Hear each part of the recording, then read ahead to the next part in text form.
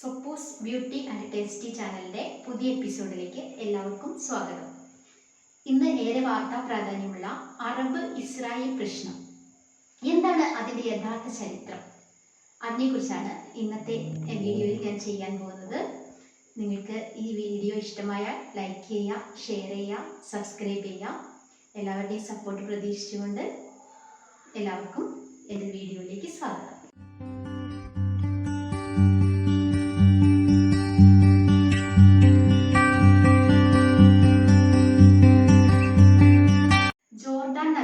Mediterranean കടൽ വരെ നീണ്ടുകിടക്കുന്ന ഒരു പ്രദേശമായിരുന്നു പാലസ്തീൻ. 1800 കാലഘട്ടത്തിൽ ഇത് ഓട്ടോമാൻ എംപയർ സാമ്രാജ്യത്തിന്റെ ഒരു ഭാഗമായിരുന്നു. ഈ ഓട്ടോമാൻ എംപയർ സാമ്രാജ്യത്തിന്റെ ഭാഗമായിരുന്ന പാലസ്തീനിൽ 80% മുസ്ലിംസും 10% ക്രിസ്ത്യൻസും 3% ജൂദാസും ജീവിച്ചിരുന്നു.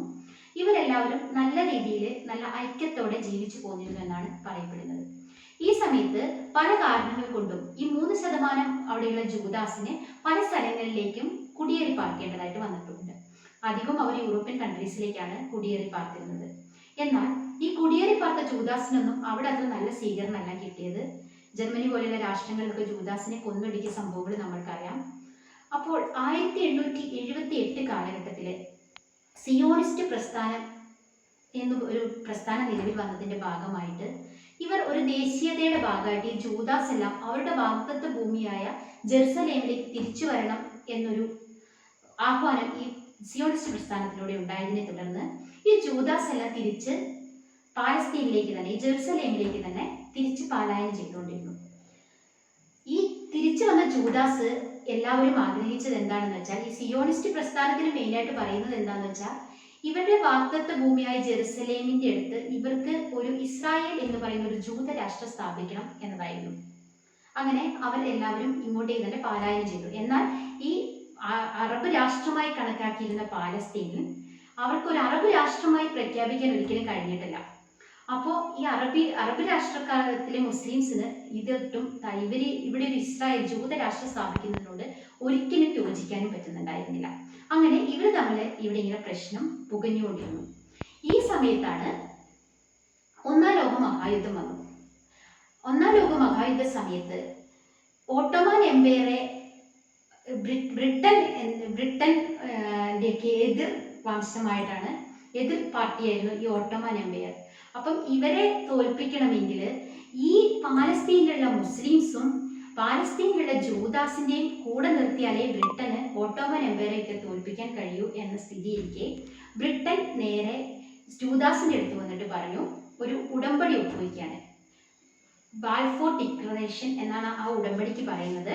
ആ ബാൽഫോർ ഡിക്ലറേഷൻ എന്ന ഉടമ്പടി പ്രകാരം അവർ പറയുന്നത് എന്താണെന്ന് വെച്ചിട്ടുണ്ടെങ്കിൽ, അതിൽ ജൂദാസിന് ഇസ്രായേൽ എന്ന് പറയുന്ന ഒരു രാഷ്ട്രം അവിടെ ഇവരുടെ കൂടെ നിൽക്കുകയാണ്, ബ്രിട്ടന്റെ കൂടെ ഒന്നാം ലോക മഹായുദ്ധത്തിന് നിൽക്കുകയാണെങ്കിൽ ബ്രിട്ടൻ ഇവർക്ക് ഒന്നാം ലോക മഹായുദ്ധത്തിന് ശേഷം അവിടെ ഒരു ഇസ്രായേൽ എന്ന് പറയുന്ന ഒരു രാഷ്ട്രം സ്ഥാപിച്ച്, ജൂത രാഷ്ട്രം സ്ഥാപിച്ചു കൊടുക്കാം എന്ന് ഒരു ഉടമ്പടി വെക്കുകയാണ്. അതേസമയം തന്നെ ബ്രിട്ടൻ എന്ത് ചെയ്തു, നേരെ മെക്കയിലെ ഷെരീഫിന്റെ അടുത്ത് പോയിട്ട് അവിടെയും ഒരു ഉടമ്പടി വെച്ചു, നിങ്ങൾക്ക് ഒരു അറബ് രാഷ്ട്രവും ഞങ്ങൾ സ്ഥാപിച്ചു തരാം ഞങ്ങളുടെ കൂടെ നിൽക്കുകയാണെങ്കിൽ. അങ്ങനെ ജൂദാസിനെയും അവരുടെ കൂടെ നിർത്തി, മുസ്ലിംസിനെയും അവരുടെ കൂടെ നിർത്തി. ആ സമയത്ത് ഫ്രഞ്ചുകാരുമായിട്ട് ബ്രിട്ടൻ വേറെ ഉടമ്പടി വെക്കുന്നുണ്ട്. ഈ യുദ്ധശേഷം ഈ പാലസ്തീന്റെ കുറച്ച് പ്രദേശം ഫ്രഞ്ചിനും കുറച്ച് പ്രദേശം ബ്രിട്ടനും എടുക്കാമെന്ന്. അപ്പൊ ഇതൊരു ചതിയുടെ ഭാഗമായിരുന്നു ഈ ഉടമ്പടി. എന്താണെങ്കിലും ബ്രിട്ടന്റെ കൂടെ ഈ നമ്മുടെ മുസ്ലിംസും നിന്നു, ഈ ജൂദാസും നിന്നതിന്റെ ഭാഗമായി ഓട്ടോമാൻ എംപയർ സാമ്രാജ്യം ഒന്നാം ലോക മഹായുദ്ധത്തിൽ തോറ്റുപോവുകയാണ്. അതോടെ ബ്രിട്ടന്റെ അധികാരത്തിലേക്ക് പാലസ്തീൻ വരികയാണ്. അങ്ങനെ ബ്രിട്ടൻ അവിടെ അധികാരം സ്ഥാപിച്ചതിന് ശേഷം അവിടെ ഒരു ഭിന്നിപ്പിച്ച് ഭരിക്കൽ നയം, ഇന്ത്യയിൽ സ്വീകരിച്ച അതേ നയം തന്നെയാണ് ബ്രിട്ടൻ ഇവിടെയും സ്വീകരിച്ചത്. എന്താണെന്ന് വെച്ചിട്ടുണ്ടെങ്കിൽ, ഇവിടെ ജൂദാസിനെ കൂടുതൽ, അവർ മറ്റു സ്ഥലങ്ങളിലൊക്കെ താമസിച്ചിരുന്ന ജൂദാസിനെ അവർ കൂടുതൽ ഇങ്ങോട്ടേക്ക് കൊണ്ടുവരാൻ ശ്രമിച്ചു. അതുപോലെ ഈ അറബ്സിന് ജൂദാസിന് ഒരു രാഷ്ട്രം ഉണ്ടാക്കി കൊടുക്കും എന്നുള്ള രീതിയിലുള്ള പ്രവർത്തനങ്ങൾ അവിടെ നടത്താൻ തുടങ്ങി. അപ്പം അറബ്സ് അതിനെ എതിർത്തു. അങ്ങനെ അറബ്സും ജൂദാസും തമ്മിൽ അവിടെ ഒരു ഭയങ്കരമായ പ്രശ്നം ഇങ്ങനെ പുകയാൻ തുടങ്ങി. അതിന്റെ അടിസ്ഥാനത്തിൽ അപ്പോഴേക്കും രണ്ടാം ലോക മഹായുദ്ധം വന്നു. ഈ രണ്ടാം ലോക മഹായുദ്ധത്തിന് ശേഷം ബ്രിട്ടന് തീരെ ഇവിടെ നിൽക്കാൻ പറ്റാത്തൊരവസ്ഥയായി. കാരണം ഇവിടെ ഭയങ്കര സംഘർഷവും പ്രശ്നങ്ങളുമാണ് ഈ ജൂദാസും അറബ്സും തമ്മിൽ. അപ്പം ഇങ്ങനെയുള്ള പ്രശ്നബാധിതമായ പ്രദേശത്ത് ബ്രിട്ടൻ നിൽക്കുന്നതിന് ഭേദം ബ്രിട്ടൻ അവിടെ ഒഴിവാക്കി പോകാന്നുള്ളൊരു വ്യവസ്ഥ ഇത് വന്നപ്പോൾ ബ്രിട്ടൻ എന്താക്കി, നേരെ ഐക്യരാഷ്ട്രസഭേനെ അടുത്ത് പോയിട്ട് ഇവരുടെ പ്രശ്നം പരിഹരിക്കാനുള്ള ഒരു ഉടമ്പടി വയ്ക്കാനുള്ള ഒരു തീരുമാനത്തിലേക്ക് ബ്രിട്ടൻ എത്തിയാണ്. അങ്ങനെ ഐക്യരാഷ്ട്രസഭ ഈ പ്രശ്നങ്ങളെക്കുറിച്ച് പഠിക്കുകയും അവിടെ ഒരു തീരുമാനം, അന്ന് ഐക്യരാഷ്ട്രസഭ വെച്ച തീരുമാനം എന്താണെന്ന് വെച്ചാൽ, ഈ പാലസ്തീനിലെ ഒരു പ്രദേശം ഇസ്രായേലായിട്ട് ഒരു ജൂതരാഷ്ട്രം സ്ഥാപിക്കാമെന്നും മറ്റൊരു പ്രദേശം പാലസ്തീന് എന്ന് പറയുന്ന അറബ് രാഷ്ട്രമായിട്ട് പ്രഖ്യാപിക്കാമെന്നും ഇവരുടെ എല്ലാം പുണ്യഭൂമി ആയ ജെറുസലേം എന്ന് വെച്ചാൽ മുസ്ലിംസിൻ്റെയും ക്രിസ്ത്യൻസിൻ്റെയും ജൂദാസിൻ്റെയും എല്ലാം പുണ്യഭൂമിയായ ജെറുസലേം ഒരു ഇന്റർനാഷണൽ സിറ്റി ആക്കി വയ്ക്കാമെന്നും നമ്മുടെ UN അവിടെ ഒരു ഉടമ്പടി ഇവരോട് പറയുകയാണ്. പക്ഷേ ഇസ്രായേൽ അത് സമ്മതിച്ചെങ്കിലും ഒരിക്കലും നമ്മുടെ അറബ്സ് അത് സമ്മതിച്ചില്ല. കാരണം അവർക്ക് അവിടെ ഒരു അറബ് രാഷ്ട്രം കൊടുക്കാമെന്ന് ബ്രിട്ടൻ പറഞ്ഞതിൻ്റെ പ്രകാരമാണ് അവർ യുദ്ധത്തിന് പോയത്. എന്നിട്ട് അവർക്ക് അവിടെ ഒരു അറബ് രാഷ്ട്രം, അവർ അറബ് രാഷ്ട്രമായിരുന്നു അത്. ആ രാഷ്ട്രം അവിടെ ഒരു ഇസ്രായേലിന് ഒരു പ്രത്യേക രാജ്യം ഇസ്രായേലായിട്ട് കൊടുക്കാമെന്ന് ഒരിക്കലും ഇവർ സമ്മതിച്ചില്ല. എന്നാൽ ഇസ്രായേൽ ഇതിന് സമ്മതിക്കുകയും അമേരിക്ക പോലെയുള്ള രാജ്യങ്ങളുടെ UN-ൻ്റെയൊക്കെ ഒരു ഇതിൻ്റെ പേരിൽ അവിടെ 1948 ഇസ്രായേൽ എന്ന് പറയുന്ന രാജ്യം ഒരു ജൂതരാഷ്ട്രം രൂപം കൊണ്ടു. അങ്ങനെയാണ് അവിടെ ഇസ്രായേൽ ശരിക്കും നിലവിൽ വരുന്നത്. അപ്പോഴും ഒരു അറബ് രാഷ്ട്രമായിട്ട് പാലസ്തീൻ അവിടെ വന്നിട്ടില്ല. അവർക്കൊരു രാജ്യം എന്ന പേര് ഇതുവരെ കിട്ടിയിട്ടില്ല. അങ്ങനെ ഇരിക്കുന്ന സമയത്ത് ഇവരിങ്ങനെ ഇസ്രായേൽ രാഷ്ട്രം രൂപീകരിച്ചു കഴിഞ്ഞപ്പോൾ ഇവർക്ക് ഒരിക്കലും പാലസ്തീൻ അത് സഹിക്കാൻ പറ്റിയില്ല. അവർ മറ്റ് അറബ് രാഷ്ട്രങ്ങളെല്ലാം കൂട്ടുപിടിച്ച് അറബ് ലീഗ് ഉണ്ടാക്കിയിട്ട് ഇവർ നേരെ ഇസ്രായേലുമായിട്ട് യുദ്ധത്തിന് ഒരുങ്ങി. അങ്ങനെ അവിടെ ഒരു 1948-49 കാലഘട്ടത്തിൽ ഒരു വമ്പിച്ച യുദ്ധം അവിടെ നടക്കുകയാണ്. ആ യുദ്ധം അറബ് രാഷ്ട്രങ്ങളും ഇസ്രായേലും തമ്മിൽ യുദ്ധം നടന്നെങ്കിലും ആ യുദ്ധത്തിൽ ഇസ്രായേൽ ജയിക്കുകയാണ്. ഇസ്രായേൽ ജയിച്ചു എന്ന് മാത്രമല്ല, ഇസ്രായേലിന് അനുവദിച്ചു കൊടുത്തിരുന്ന പ്രദേശം മാത്രമല്ലാതെ പാലസ്തീൻ്റെ കുറേ ഭാഗങ്ങളും കൂടി ആ യുദ്ധത്തിൽ അവർ പിടിച്ചെടുത്തു. ജെറുസലേം അടക്കമുള്ള പ്രദേശങ്ങൾ അവരുടെ നിയന്ത്രണത്തിലാക്കി. അപ്പോൾ അതോടെ അറബ്സിന് കൂടുതൽ ഇവർ തമ്മിൽ പ്രശ്നങ്ങളായി. പിന്നെയും ഇവർ ഈ അറബ് ലീഗ്സ് വിട്ടുകൊടുക്കാൻ തയ്യാറല്ല. അവർ വീണ്ടും 1967 വീണ്ടും യുദ്ധം ചെയ്തു. ഒരു 6 ദിവസം നീണ്ടു നിൽക്കുന്ന യുദ്ധമാണ്. ആ യുദ്ധത്തിലും എന്ത് ചെയ്തു, അറബ് ലീഗ്സ് എല്ലാം ഒരുമിച്ചായിരുന്നെങ്കിലും അപ്പോഴും അവർ ഇസ്രായേലിനോട് പരാജയപ്പെട്ടു. വീണ്ടും ഇസ്രായേലിന്റെ സാമ്രാജ്യത്വ ശക്തി കൂടുതൽ വികസിപ്പിച്ചു. പാലസ്തീനെ വീണ്ടും പിടിച്ചെടുത്തുകൊണ്ടിരുന്നു. അപ്പോൾ അങ്ങനെ പാലസ്തീൻ്റെ ഏകദേശം മുഴുവൻ ഭാഗവും ഇസ്രായേലിന്റെ കയ്യിലായ അവസ്ഥ വന്നു 1967 യുദ്ധം കൊണ്ട്. ഈ സമയമായപ്പോഴേക്കും മറ്റ് രാജ്യങ്ങളെല്ലാം ഇടപെട്ട്, UN അടക്കമുള്ള രാജ്യങ്ങൾ ഇടപെട്ട് അവിടെ അവരോട് പറഞ്ഞു, ഇത് എല്ലാ ഇവരുടെ കുടിയേറലും എല്ലാം അവിടെ നിർത്തിവെക്കണം, ഇസ്രായേല് പിടിച്ചെടുത്ത പാലസ്തീൻ്റെ ഭൂമിയെല്ലാം തിരിച്ചു കൊടുക്കണം എന്നൊരു ഉടമ്പടി വെച്ചതിൻ്റെ പ്രകാരം ഇസ്രായേൽ അത് സമ്മതിച്ചു. അപ്പോൾ ഇസ്രായേലിന് എന്തായി, ഇസ്രായേലെ സമ്മതിച്ച ബേസിൽ അറബ് ലീഗ്സിനെല്ലാം ഏകദേശം അവരുടെ പ്രശ്നങ്ങൾ ഒഴിവായി. ഇസ്രായേല് പാലസ്തീന് അവരുടെ പിടിച്ചെടുത്ത പ്രദേശങ്ങളൊക്കെ വിട്ടുകൊടുക്കാമെന്ന തീരുമാനമായതോടെ അറബ് ലീഗ്സ് മറ്റു രാജ്യങ്ങൾ ഇതിൽ നിന്ന് ഒഴിവായി. എങ്കിലും ഈ പാലസ്തീനിലുള്ള അറബ്സും ഇസ്രായേലും തമ്മിലുള്ള പ്രശ്നം അവിടെയും തീരുന്നില്ല. കാരണം അറബ് രാഷ്ട്രം അപ്പോഴും നിലനിൽ വന്നിട്ടില്ല. അപ്പം അവർക്ക് ഇസ്രായേലിനോട് ഒരിക്കലും യോജിക്കാൻ പറ്റാത്തൊരവസ്ഥയിലായിരുന്നു അപ്പോഴും നിന്നിരുന്നത്. അപ്പോഴും അവർ ഇവരോടുള്ള യുദ്ധം തുടർന്നുകൊണ്ടേയിരുന്നു കാലകാലങ്ങളിൽ. ആ സമയത്താണ് അറബ്സിൽ തന്നെ ഗാസ പ്രദേശത്തെ കേന്ദ്രീകരിച്ചുകൊണ്ട് ഹമാസ് എന്ന് പറയുന്ന ഒരു എക്സ്ട്രീം ഓർഗനൈസേഷൻ നിലവിൽ വരുന്നു. ഫാത്ത എന്ന് പറയുന്ന ഒരു എക്സ്ട്രീം ഓർഗനൈസേഷൻ നിലവിൽ വരുന്നു.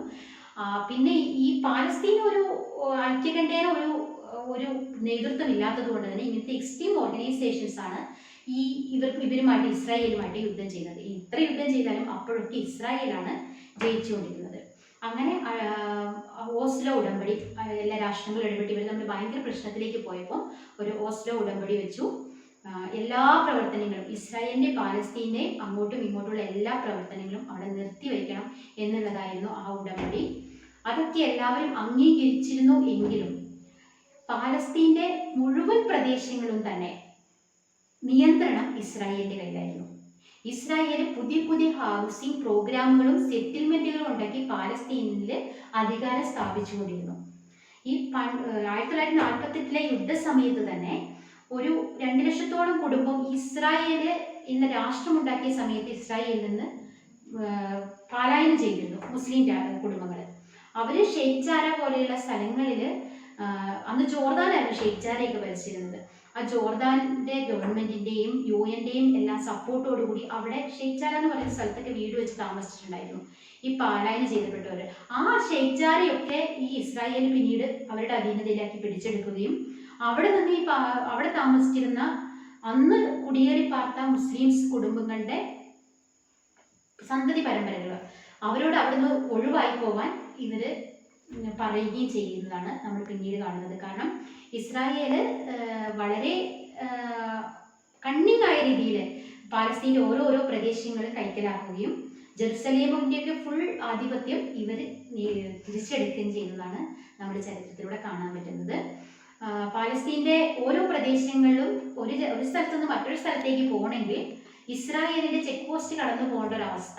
നമ്മൾക്ക് അറിയാം, ഞാനിവിടെ വയനാട് മാനന്തവാടിയിൽ നിന്ന് ബത്തേരിക്ക് പോകണമെങ്കിൽ ഒരു വിദേശ രാജ്യത്തിന്റെ ചെക്ക് പോസ്റ്റ് ഇടയ്ക്ക് കടന്നു പോകേണ്ട ഒരു അവസ്ഥ വന്നാലുള്ള അവസ്ഥ, അതാണ് പാലസ്തീന്റെ നിലവിലുള്ള അവസ്ഥ. എങ്കിലും മറ്റു രാഷ്ട്രങ്ങളൊക്കെ ഇടപെട്ട് ഇവിടെ ഒരു ഇസ്രായേൽ രാഷ്ട്രം, ഒരു അറബ് രാഷ്ട്രം, ജെറുസലേം ഒരു ഇന്റർനാഷണൽ സിറ്റി എന്ന രീതി വെക്കുമ്പോഴും അതിനെ ഒരിക്കലും ഈ അറബ് എക്സ്ട്രീം ഓർഗനൈസേഷനും സമ്മതിക്കുന്നില്ല, ഇസ്രായേൽ സമ്മതിക്കുന്നില്ല.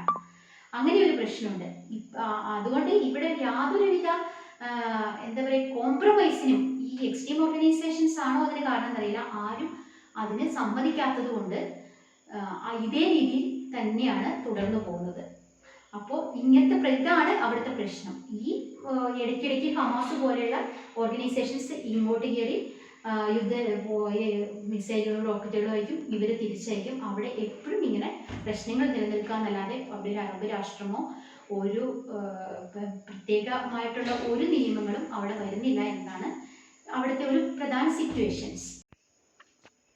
ഇനി ഇപ്പോഴെന്താണ് ഇങ്ങനെ വലിയൊരു പ്രശ്നം പൊട്ടിപ്പുറപ്പെടാൻ ഉണ്ടായ കാരണം പാലസ്തീനിൽ അല്ലെങ്കിൽ ഇസ്രായേലിൽ? അതാണ് ഇനി ഞാൻ പറയാൻ പോകുന്നത്. ഇപ്പോൾ ഇങ്ങനെ ഒരു പ്രശ്നം പൊട്ടിപ്പുറപ്പെടാനുണ്ടായ പ്രധാന കാരണം എന്താണെന്ന് വെച്ചാൽ, മുന്നേ 1948 ഷെയ്ഖ്ജാരയിലേക്ക് കുടിയേറി പാർത്ത മുസ്ലിം കുടുംബങ്ങളുണ്ട്. അവരുടെ സന്തതി പരമ്പരകൾ ഇപ്പോഴും അവിടെ ജീവിച്ചു പോകുന്നുണ്ട്. അന്ന് ഇവർ കുടിയേറി പാർത്ത സമയത്ത് അത് ജോർദാന്റെ അധീനതയിലായിരുന്നെങ്കിലും പിന്നീട് ഇസ്രായേൽ ആ സ്ഥലം പിടിച്ചെടുത്തു. ഇസ്രായേൽ അവകാശപ്പെടുന്നത് അത് ഇസ്രായേൽ വില കൊടുത്ത് വാങ്ങിയ ഭൂമിയാണ്, അവിടുന്ന് ഈ മുസ്ലിം കുടുംബങ്ങൾ ഒഴിവാകണമെന്ന് ഇവർ അവകാശപ്പെട്ടതിൻ്റെ അടിസ്ഥാനത്തിൽ അത് ഹൈക്കോടതിയിൽ കേസ് എത്തുകയും അവിടുന്ന് അവിടുത്തെ 4 മുസ്ലിം കുടുംബങ്ങളോട് അവിടുന്ന് ഒഴിഞ്ഞു പോവാൻ വിധി വരികയും ചെയ്തു.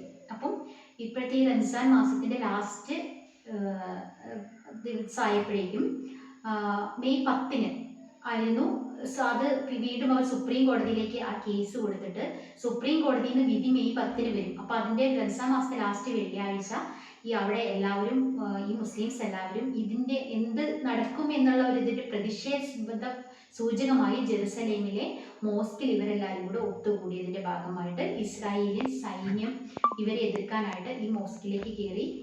അപ്പോൾ അതാണ് പെട്ടെന്ന് അവിടെ ഒരു രൂക്ഷമായ ഒരു അന്തരീക്ഷം ഉണ്ടാവാനുള്ള കാരണം.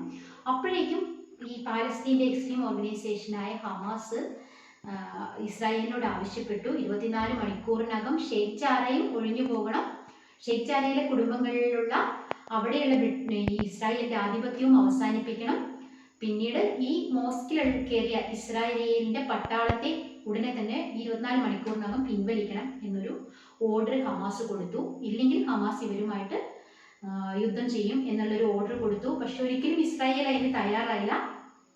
അപ്പോൾ അതാണ് മെയിൻ ആയിട്ടുള്ളൊരു കാരണം. പിന്നെ അതുകൂടാതെ ഇസ്രായേലിന്റെ ജോർദാൻ പിടിച്ചെടുത്തതിന്റെ ഒരു ഓർമ്മ ദിനവും കൂടിയാണ് മെയ് 10. അന്ന് അവർക്ക് അവിടെ നടക്കുന്ന ഒരു പ്രോഗ്രാം ഉണ്ട് ജെറുസലേമിൽ വെച്ച്. ആ പ്രോഗ്രാം നടത്താനും ഇസ്രായേലിന്റെ കോടതി ഇവർക്ക് അനുമതി നൽകി.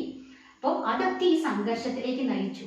അങ്ങനെ ഹമാസ് ഇവരുമായിട്ട് യുദ്ധത്തിലേക്ക് മിസൈൽ അയക്കുന്നു, ഇവർ തിരിച്ച് റോക്കറ്റ് വിടുന്നു. ഇപ്പോഴത്തെ ഒരു അവസ്ഥ, ഈ പ്രശ്നങ്ങൾ ഇപ്പോൾ പൊട്ടിപ്പുറപ്പെടാനുണ്ടായ ഒരു കാരണം ഇതാണ്. ഇതിൻ്റെ ഭാഗമായി ഇപ്പോൾ എത്ര കുട്ടികൾ എവിടെ നമ്മുടെ കേരളീയർ തന്നെ ഇപ്പം ഒരു യുവതി മരിച്ചു. അങ്ങനെ അനേക പ്രശ്നങ്ങൾ ഇപ്പോൾ രണ്ട് കൂട്ടർക്കും ഒരുപോലെ നഷ്ടങ്ങൾ സംഭവിച്ചുകൊണ്ടിരിക്കുകയാണ്.